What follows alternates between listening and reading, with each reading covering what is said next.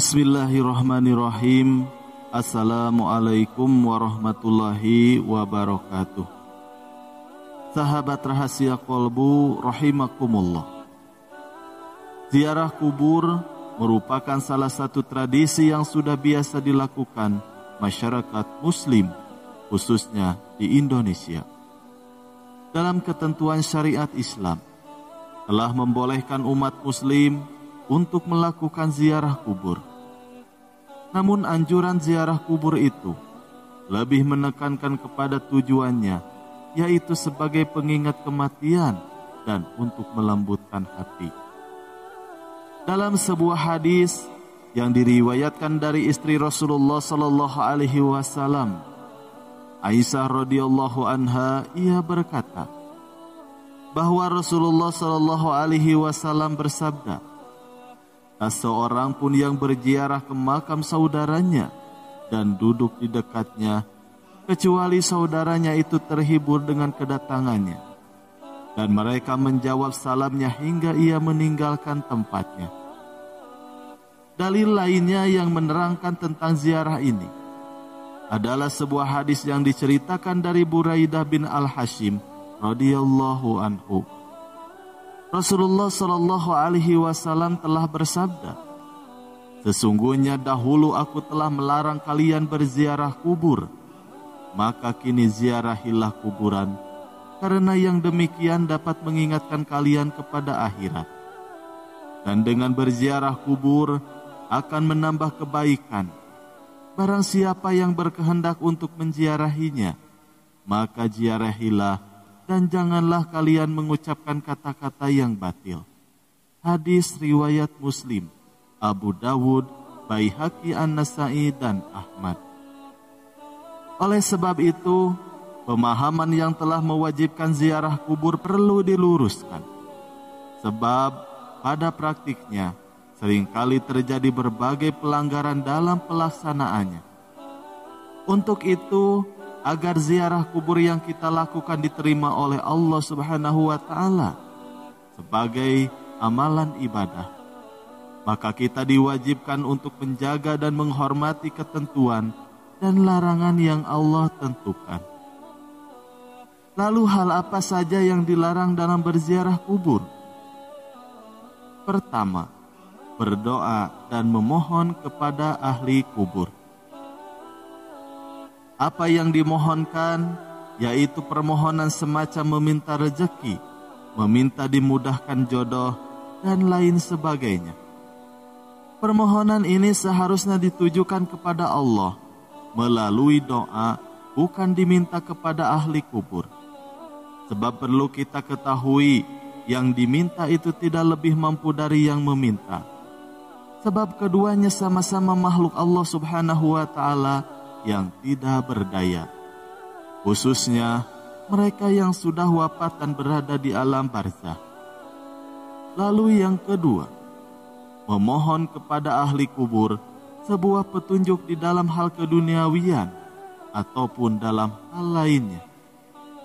Sebagai muslim yang baik, seharusnya kita bertanya dan meminta petunjuk, baik itu urusan dunia maupun ilmu agama, kepada Allah dan kepada ahlinya, bukan dengan cara kekuburan, yaitu dengan cara berdoa dan menuntut ilmu agama secara serius kepada ahlinya, dengan penuh ketelatenan dan juga berkesinambungan.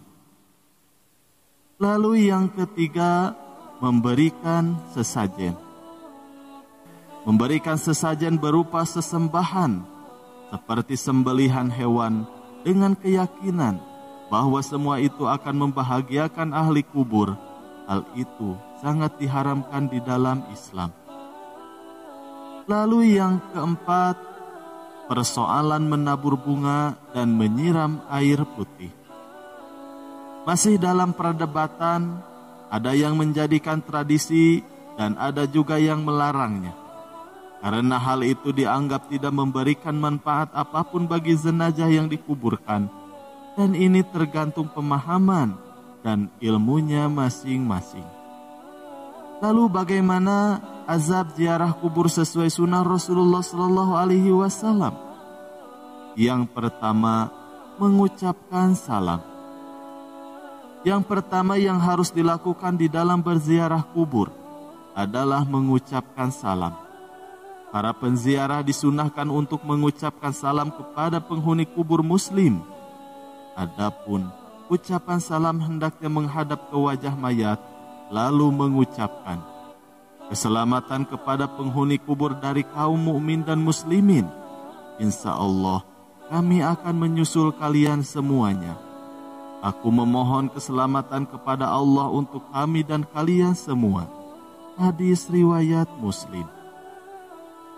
Lalu yang kedua, tidak memakai sandal di kuburan saat berziarah. Ketika berziarah disunahkan untuk tidak memakai alas kaki, terutama saat berjalan di atas kuburan. Hal ini bertujuan untuk menghormati penghuni kuburan, sebagaimana di dalam sebuah hadis. "Wahai orang yang memakai sandal, celakalah engkau, lepaskanlah sandalmu." Lalu orang itu melihat, dan tatkala ia mengetahui bahwa yang menegurnya adalah Rasulullah Shallallahu Alaihi Wasallam, maka dia langsung melepaskan dan melemparkan sandalnya. Hadis riwayat Abu Dawud. Namun jika tanah kuburan itu bertanah panas, basah, dan sebagainya, maka dibolehkan untuk memakai sandal. Lalu yang ketiga, membaca surat pendek. Sunnah bagi penziarah untuk membaca surat pendek. Dengan membaca surat pendek, orang yang hadir akan mendapatkan pahala, sementara bagi mayatnya diharapkan akan mendapatkan rahmat. Lalu yang keempat, mendoakan ahli kubur. Rasulullah Shallallahu Alaihi Wasallam menziarahi kuburan sahabatnya dan memohon ampunan untuk mereka. Ketika berziarah dibolehkan untuk mengangkat tangan dan disarankan untuk menghadap kiblat. Lalu yang kelima, boleh menangis asal tidak berlebihan. Menangis saat melakukan ziarah kubur itu diperbolehkan. Karena Rasulullah Shallallahu Alaihi Wasallam pun pernah menangis ketika melakukan ziarah kubur kepada ibunya.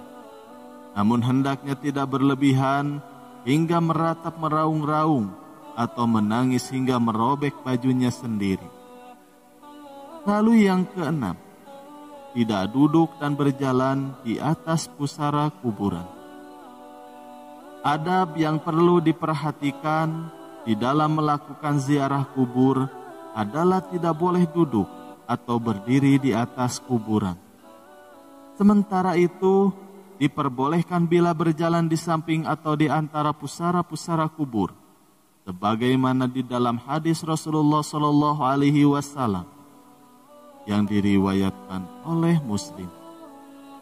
Sungguh, jika salah seorang dari kalian duduk di atas bara api sehingga membakar bajunya dan menembus kulitnya, itu lebih baik daripada duduk di atas kubur.